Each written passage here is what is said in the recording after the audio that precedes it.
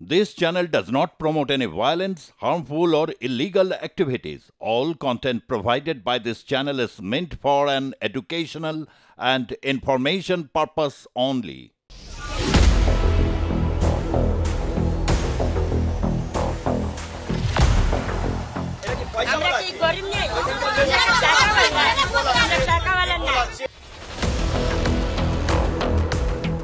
সময়ের সাথে সাথে এলাকার যে ছবিটা উঠে আসছে, চারিদিকে কিন্তু আস্তে আস্তে ধ্বংসস্তূপে পরিণত হচ্ছে কিন্তু গোটা এলাকা।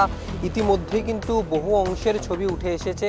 তবে এই যে ছবিটা দেখতে পাচ্ছ, একটা সময় এই যে বাড়ি যেখানে বহু মানুষের বাস ছিল, বহু মানুষজন এই ভিতরে যে পরপর সারিবদ্ধভাবে ঘরগুলি রয়েছে, বহু মানুষজন থাকতেন, আজকে কিন্তু তাদের থাকার জায়গার এই অবস্থা। বহু জায়গার যে ছবি উঠে আসছে, বাড়িতে ফাটল ধরেছে, বাড়িতে ফাটল দেখা যাচ্ছে, পানীয় জলের সমস্যা, বিদ্যুতের সমস্যা। কিন্তু আজকে এই যে ছবি উঠে আসছে, তারা বাইরেই রয়েছেন। বাইরে থেকে এইভাবে ত্রিপলের নিচে গাছতলাতেই কিন্তু তাদের দিন কাটছে। ত্রিপল খাটিয়ে রয়েছেন, এই বাড়িতেই তো একসময় থাকতেন। কি পরিস্থিতি? অনেক খারাপ, দেখতে পাচ্ছ না বাবা, এই পাতা নিয়ে তাই পাড়ার ভিতরে কাটছি, ঘর নেই, কি করে যাব, ভয় নেই আমাদের, বলো। ধাম ধাম করে পড়ে যাচ্ছে, বাল বাচ্চা নিয়ে কি করে থাকবো? জলের ব্যবস্থা হচ্ছে? জল তো পুরো তো পাইপ ফাটা আছে, তো জলের ব্যবস্থা কোথায় দিয়ে হবে? মন্ত্রীরা তো আসছেন, কি আশ্বাস দিচ্ছে যে এই পরিস্থিতি ঠিক হবে?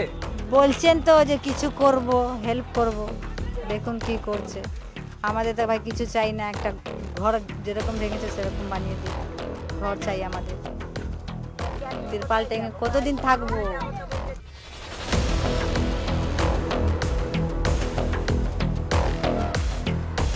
বহু মানুষ এখানে থাকেন, কিন্তু এই যে অবস্থা, যে ছবিটা উঠে আসছে বারবার, যে ঘর থেকে যতটা সম্ভব যতটা জিনিসপত্র সরিয়ে আনা, যে আলমারি তারা বাইরে বের করে এনেছেন, বিভিন্ন জিনিসপত্র দেখতে পাচ্ছ ভিতরে রয়েছে, বহু জিনিসপত্র তারা যতটা সম্ভব মশারি, জামা কাপড় বের করে এনে এখানে তারা সম্বল করেছেন। কিন্তু ঘরের ভিতরের যে ছবি, সেই ছবি কিন্তু অত্যন্ত দুঃখজনক, অত্যন্ত বেদনাজনক। কারণ ঘরের ভিতরের ছবিটা যদি দেখতে পাওয়া যায়, যে দেওয়াল ভেঙে পড়েছে, দেওয়ালের ভিতর থেকে যে ফাটল, চারিদিকে ফাটল দেখতে পাওয়া যাচ্ছে।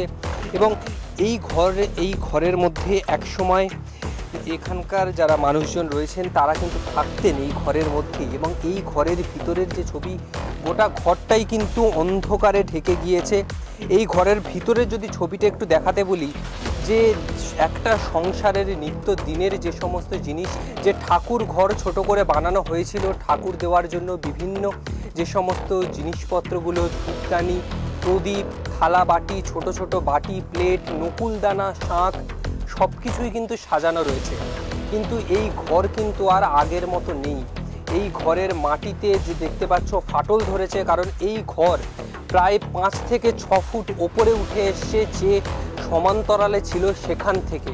কারণ এই যে গ্যাসের চাপ, সেই চাপের দরুনই কিন্তু এই পরিস্থিতির সৃষ্টি হয়েছে। গোটা ঘরের মধ্যে কিন্তু দেখতে পাচ্ছ যে ঘড়িও লাগানো রয়েছে, কিন্তু এখানকার মানুষদের সময় কিন্তু আজকে থমকে গিয়েছে এই একটা ঘটনা বা এই সময়ের জন্য, এই পরিবেশজনিত কারণের জন্য।